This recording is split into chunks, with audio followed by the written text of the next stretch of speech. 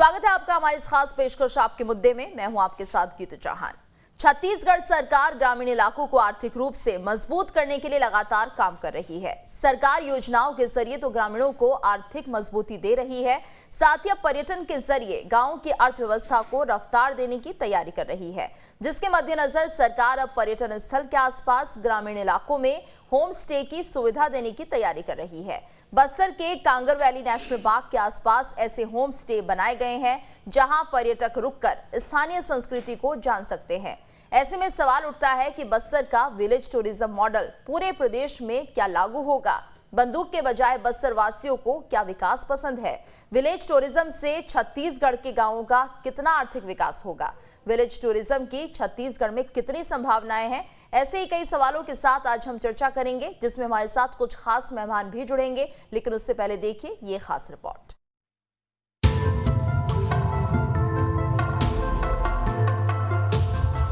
छत्तीसगढ़ सरकार पहले से ही गांवों को समृद्ध बनाने के लिए कई कल्याणकारी योजनाएं चला रही है, जिसकी वजह से ही राज्य में बेरोजगारी दर तो घटी है, साथ ही लोग आर्थिक रूप से मजबूत भी हुए हैं। अब सरकार गांव की अर्थव्यवस्था को और मजबूत करने के लिए टूरिज्म पर जोर देने की तैयारी में है, जिसके तहत अब पर्यटकों को पर्यटन स्थल के आसपास के गांव में होम स्टे की सुविधा मिलेगी, जिसके लिए पर्यटन मंडल ने ड्राफ्ट बनाकर सरकार को सौंप दिया है। आइए अब समझते हैं कि क्या है होम स्टे पॉलिसी। ग्रामीण इलाकों में पर्यटन को बढ़ावा देने की पहल पर्यटक ग्रामीणों के घर पर रह सकेंगे।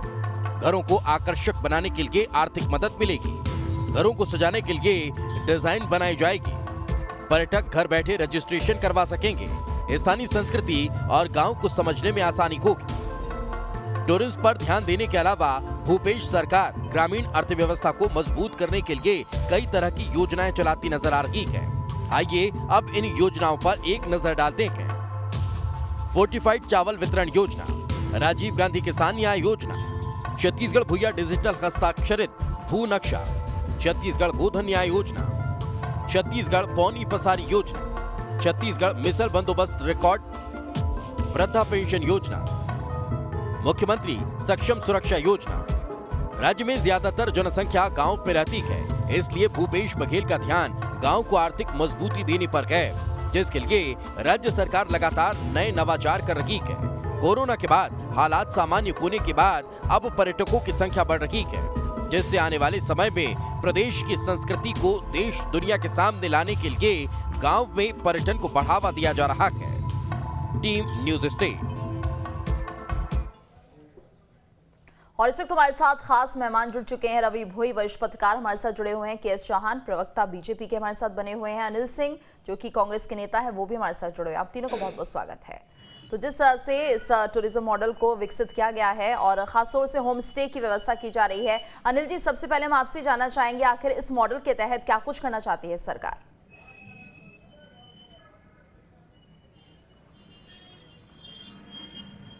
देखिए, छत्तीसगढ़ की जब से 2018 में कांग्रेस की सरकार आई है, माननीय भूपेश बघेल जी के नेतृत्व में कांग्रेस की सरकार सामाजिक सरोकार से काम कर रही है।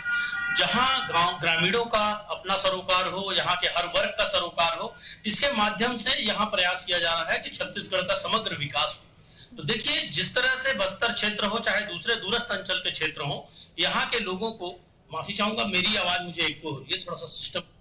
जी अनिल जी, हम आपकी आवाज सुन पा रहे हैं जी। लगातार मुख्य धारा में जोड़ने के लिए एक प्रयास किया जा रहा है।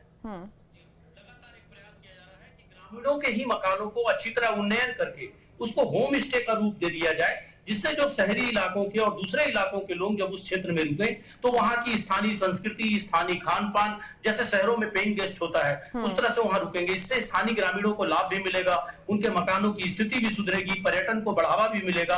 तो देखिए, छत्तीसगढ़ की सरकार कई बहुआयामी फायदे को देखते हुए और मुख्य धारा में दूरस्थ अंचलों को जोड़ने के उद्देश्य से इस योजना को लाई है। जैसे कि आपने पहले भी देखा होगा, चाहे गोधन न्याय योजना का मुद्दा रहा हो, चाहे किसान न्याय योजना रही हो, चाहे राजीव गांधी युवा मितान क्लब रहे हो, इस तरह से सरकार सामाजिक सरोकार के विषयों को जोड़ रही है ताकि हम जन अनिल जी, आपकी आवाज स्पष्ट नहीं हो पा रही है, तो आपको बीच में रोक रहे हैं, रुक करेंगे के.एस. चौहान का। के.एस. चौहान जी, आप इस योजना को कितना अच्छा मानते हैं? क्योंकि विलेज टूरिज्म है, जाहिर सी बात है कहीं ना कहीं गांव में जो लोग रहते कहते हैं उनका विकास होगा, योजना बहुत अच्छी है, आप कैसे देखते हैं इस योजना को?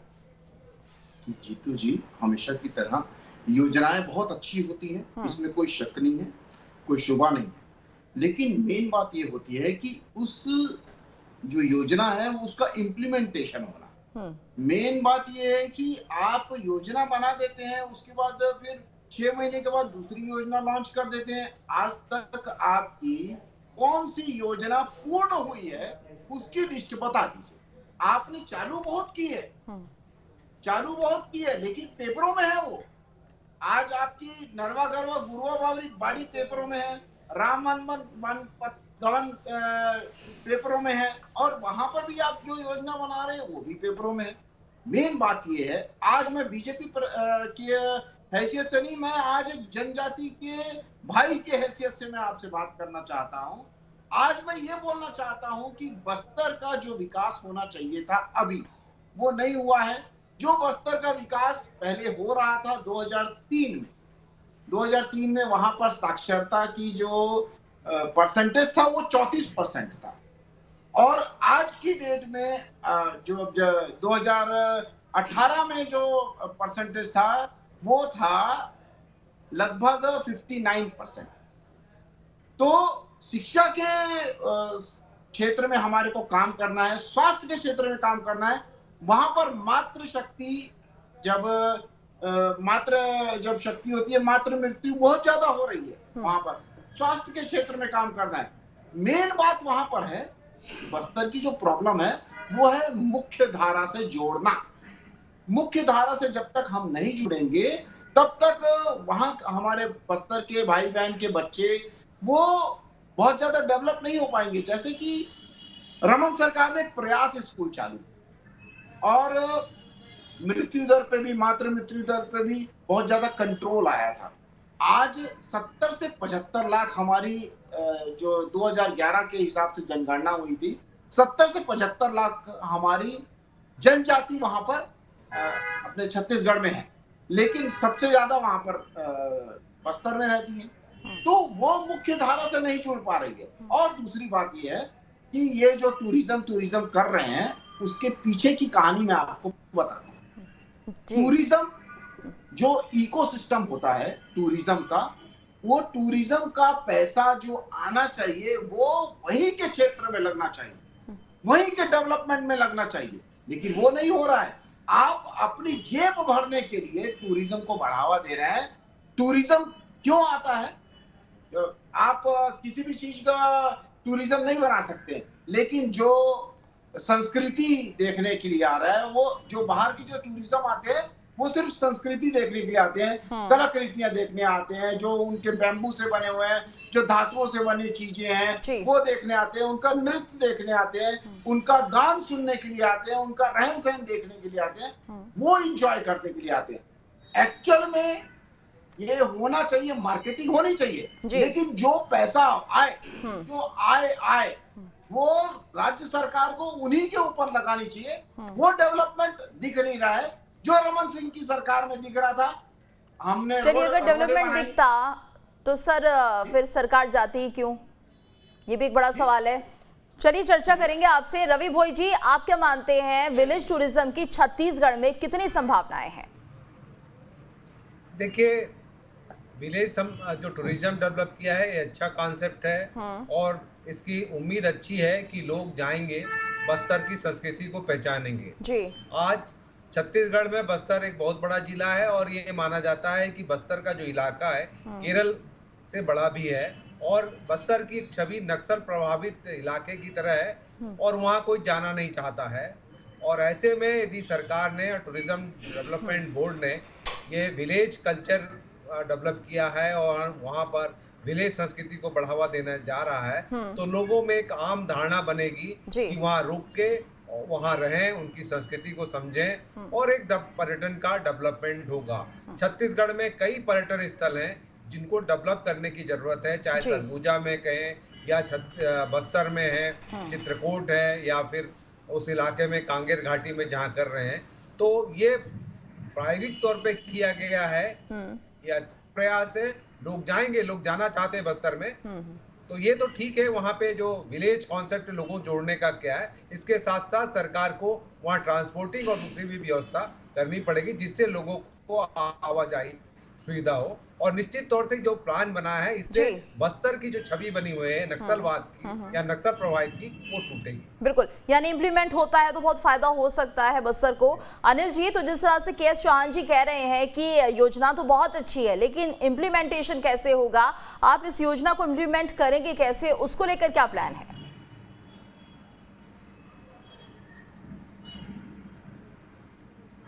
देखिए गीतू जी, जैसा कि मैं पहले भी बताया, 2003 से 2018 तक 15 सालों में बस्तर में जो नक्सलवाद का कलंक हमको देखने को मिला, आज चाहे आप दिल्ली चले जाइए, चाहे बेंगलुरु चले जाइए, जब आप बस्तर की बात करेंगे तो एक आम धारणा बन गई थी कि नक्सलवाद। आज 2018 से 2021 तक में 3 सालों की कांग्रेस की माननीय भूपेश बघेल जी के नेतृत्व में जो सरकार बनी है, उसने नक्सलवाद के दाग को धोने का काम किया है, वहां के भटके हुए आदिवासियों को मुख्य धारा में जोड़ने का काम किया है। और ये जो विलेज टूरिज्म है, होम स्टे की ये जो योजना है, ये इस दिशा में एक बहुत बड़ा कदम है। के.एस. चौहान जी जो बातें कह रहे थे वो खुद ही कंफ्यूज थे कि वो क्या कहना चाहते हैं। देखिए, वहां के ग्रामीणों के मकानों को सुधारना, वहां के ग्रामीणों के सामाजिक सरोकार से ये जो मठ तैयार होंगे, ये जो मकान बनेंगे, इसमें वहां के बस्तर की संस्कृति को समझने में एक टूरिस्ट को कितनी आसानी होगी। उनके खान पान, उनके नृत्य, उनकी बनाई गई धातुएं, सारी चीजों को फोकस करने में उनको आसानी होगी। अगर विलेज की बजाय उनको दूर किसी रेस्ट हाउस में ठहरा दिया जाए तो गांव की एक्चुअल संस्कृति को नहीं समझेंगे। पूरा हिंदुस्तान बस्तर की संस्कृति को देखना चाहता है, समझना चाहता है। बस्तर की एक अलग संस्कृति है, एक अलग पहचान है। उस पहचान को मिटाने का काम भारतीय जनता पार्टी के शासन में 15 वर्षों में हुआ है। उसका प्रचार प्रसार अब होगा। मेरा मानना है कि छत्तीसगढ़ के टूरिज्म को बढ़ावा मिलेगा, विदेशी पर्यटक भी बस्तर आएंगे, बस्तर को समझेंगे, वहां की संस्कृति को समझेंगे। और मैं आपको दावे से कह रहा हूं गीतू जी, बस्तर के खान पान और बस्तर की संस्कृति में बहुत कुछ सीखने लायक चीजें हैं। कैसे वहां के आदिवासी वनोपज से अपना जीवन चलाते हैं, कैसे वो स्वावलंबी हैं, उसी वनोपज से अपना पूरा जीवन निर्वाह करते हैं। उनकी बहुत सी चीजें, बहुत सी तकनीकी चीजें उनसे सीखने लायक है। कैसे वो मधुरस का निर्माण करते हैं, कैसे कई खान पान की चीजों का निर्माण करते हैं, कोदो कुटकी का कैसा उपयोग करते हैं। तो देखिए, बस्तर की संस्कृति पूरे देश को बहुत कुछ सिखा कर जाएगी। तो छत्तीसगढ़ की कांग्रेस सरकार सामाजिक सरोकार के विषयों को देखती है। वो बस्तर और दूरस्थ अंचल के उन ग्रामों को जो विकास से पूरी तरह 15 साल से कट गए थे, उनको जोड़ने का एक बहुत अचूक ब्रह्मास्त्र है ये योजना। और इसके माध्यम से उन आदिवासियों को, उन दूरस्थ अंचल के लोगों को जोड़ा जाएगा मुख्य धारा से। और आप जो दूर अंचल के लोग भी हैं, उनको भी बस्तर की संस्कृति को, एक समायोजन होगा पूरे छत्तीसगढ़ का ही नहीं, एक देश का, और एक दुनिया देखेगी कि बस्तर कैसा है। देखिए गीतू जी, ये भारतीय जनता पार्टी की झूठी और राजनीतिक आलोचना है, ये दूषित राजनीति है। इतने अच्छे विषय में तो उनको देखिए, विपक्ष का भी ये काम है, जो सरकार अच्छा काम करे उसके लिए उसकी सराहना होनी चाहिए, उसमें उसका साथ देना चाहिए। ये जबरदस्ती राजनीतिक दुराभाव से किसी भी योजना की आलोचना करना, ये बहुत निंदनीय है। बहुत ही ज्यादा ये कहना चाहिए कि विषम परिस्थिति है। ऐसी परिस्थितियों में इनको सराहना करनी चाहिए सरकार की और आगे बढ़कर सहयोग करना चाहिए। के.एस. चौहान जी, आपको आखिर ऐसा लग क्यों रहा है कि ये योजना इंप्लीमेंट नहीं हो पाएगी? इतनी अच्छी योजना अनिल जी बता रहे हैं और इससे बस्तर वासियों का फायदा ही होगा। मैंने तो अपनी बात ही चालू की है कि योजना अच्छी है। मैंने तो ये बोला ही नहीं कि योजना अच्छी। मैं तो ये बोल रहा हूँ कि इम्प्लीमेंटेशन नहीं हो रहा है। जो आप पहले से जो 3.5 साल से हम लोग देखे जा रहे हैं, वो इम्प्लीमेंटेशन हो ही नहीं रहा है। डेवलपमेंट के नाम पे एकदम जीरो है। आप पहुंचेंगे कैसे? जैसे 15 सालों में इनके पास कोई योजना ही नहीं थी, इम्प्लीमेंटेशन की बात कर रहे हैं। अरे योजना बनी है, उसका इम्प्लीमेंटेशन भी अब होगा। आप 15 वर्ष में बस्तर के बारे में सोच ही नहीं पाए। मेरी बात पूरी होने दीजिए। मैं कोई गलत तो नहीं बोल रहा हूँ जी। के.एस. चौहान जी बताइए, आपको क्या लगता है कौन सी चुनौतियां हैं इस प्रोजेक्ट में? चुनौतियां ये है कि वहां पर डेवलपमेंट के नाम पे सड़कें नहीं बन रही हैं। यहां तक कि जो मेन जो सड़क बन रही है वो केंद्र सरकार बना रही है, जो हाईवे है।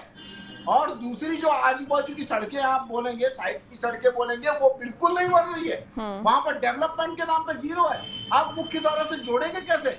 आज चित्रकूट का जो नक्शा बदला हुआ है वो रमन सरकार की देन है। आज जो प्रयास स्कूल दिख रहा है वो रमन सरकार की देन है। आज जो कनेक्टिविटी वहां पर दिख रही है वो रमन सरकार की देन है। आप बोले 15 साल में कुछ किया ही नहीं। मैं ये बोलना चाहता हूं कि आपने 3.5 साल में उसको कहां से फॉरवर्ड किया? आपने सिर्फ दिखावा किया। आपने 15 वर्षों में झलिया मारी और सीरम दिया है। झलिया मारी और सीरम भूल गया। बस्तर को आपने लाल कर दिया पूरी तरह। वहाँ के आदिवासियों की छाती छलनी कर दी आपने। आप बड़ी बड़ी बातें कर रहे हैं। बस्तर में आज विकास हो रहा है तो आप केंद्र सरकार थपथपाने लग गए। एक नंबर दिया गया था, पूरा बस्तर लहूलुहान कर दिया आपने 15 सालों में। पूरे छत्तीसगढ़ को कलंकित किया आपने। तो उसमें बोलते हैं कि पौधा है। आज छत्तीसगढ़ की पहचान नक्सलवाद के रूप में हो गई। ये आपकी देन है 15 वर्षों में। ऐसा नक्सलवाद नहीं था हमारे यहाँ। और 3 सालों में आप देख लीजिए रूपरेखा बदल गई है। स्टेज है आज आपकी।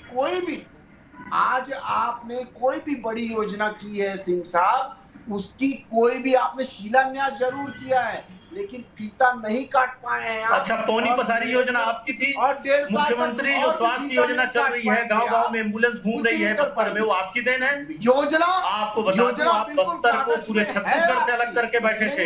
उसको मुख्य धारा में वहाँ के युवाओं को, वहाँ के ग्रामीणों को जोड़ने का काम कांग्रेस सरकार कर रही है। माननीय मुख्यमंत्री भूपेश बघेल जी कर रहे हैं। आपके मुख्यमंत्री जी तो बस्तर के कितने दौरे किए 15 सालों में? 15 दौरे किए होंगे तो बड़ी बात है। तो हसदेव का हाल देख रहे हैं हम लोग। हसदेव का हाल देख रहे हैं ना आप। हसदेव का हाल देख रहे हैं। 300 से 100 किलोमीटर आदमी पैदल चल रहा है। हसदेव पर भी बहस कर लूंगा चौहान साहब। हसदेव का विषय जब आएगा कर दूंगा। अभी जो विषय है उसके बात करिए। चलिए, चुनौतियां कई लग रही है चौहान जी। मैं खुली चुनौती के लिए तैयार हूँ आपसे।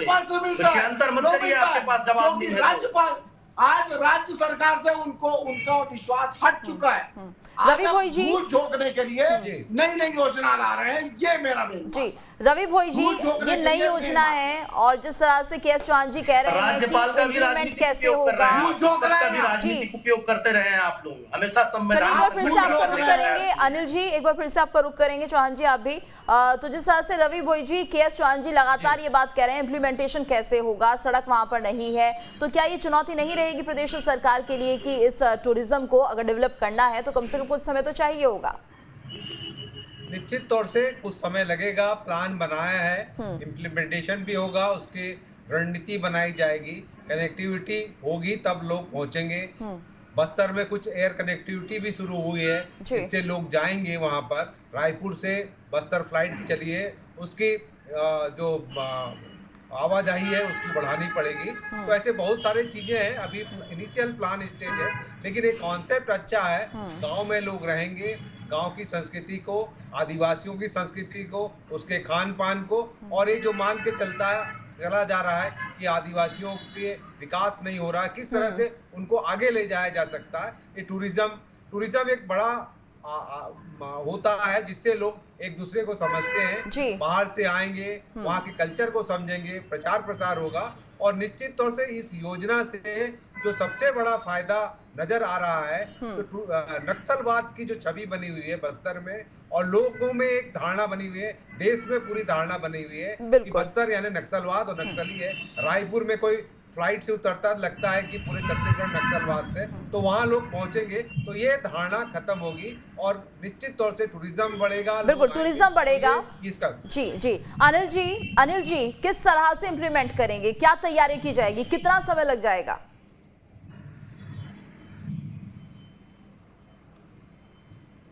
देखिए गीतू जी, मैं 2-3 विषयों को बहुत संक्षिप्त में आपसे कहना चाहता हूँ। 3 सालों की कांग्रेस सरकार, दंतेवाड़ा जिले में इन्होंने 15 सालों में 3 से 4 ट्रैक्टर बेचे। 3 सालों में 500 से ऊपर ट्रैक्टर दंतेवाड़ा के किसानों ने खरीदे। मैंने नहीं खरीदे, के.एस. चौहान साहब जाकर नहीं खरीदे। तो देखिए, जो काम दंतेवाड़ा, बस्तर, कोंडागांव, पिछड़े से पिछड़े इलाकों में बस्तर में हो रहा है, वो सबको नजर आ रहा है। मात्र 3-3.5 साल की अवधि में जितनी योजनाएं बस्तर के लिए बनी, जैसे आदिवासियों को मुख्यधारा में, हड़बड़ाइए मत के.एस. चौहान साहब, आपके हड़बड़ाने से, आपकी इस तरह खींच निकालने से परिस्थितियां नहीं बदल जाएंगी।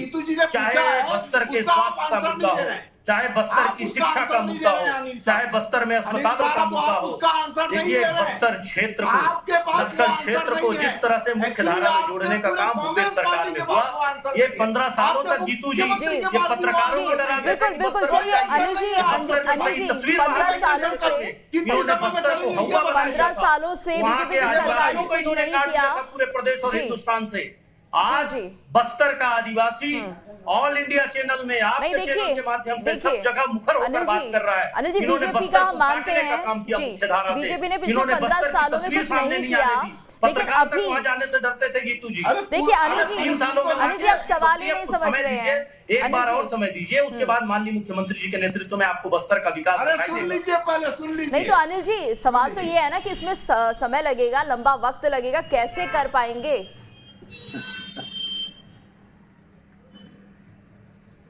इसीलिए 10 सेकंड में आपका जवाब इसलिए बहुत अच्छी कार्य योजना तैयार है, माननीय मुख्यमंत्री जी ने तैयार दी है। ग्रामीणों का जो मकान है उसी को सहायता देकर उसी को चलिए चौहान जी 10 सेकंड उसको अच्छी तरह से सर्व सुविधा युक्त बनाया जाए। ये योजना पर्यटक जो वहाँ जाएंगे उनको सुविधा रहे और दिखाना रहे और वहाँ रह के वहाँ के खान पान। चलिए योजना लेकिन बहुत अच्छी है, योजना बहुत अच्छी चौहान जी। चलिए ठीक है, समय नहीं है। बहुत बहुत शुक्रिया आप सभी का इस चर्चा में हमारे साथ जुड़ने के लिए। और इसी के साथ इस खास पेशकश में इतना ही। रुकेंगे एक ब्रेक के लिए, ब्रेक के बाद खबरें जारी हैं।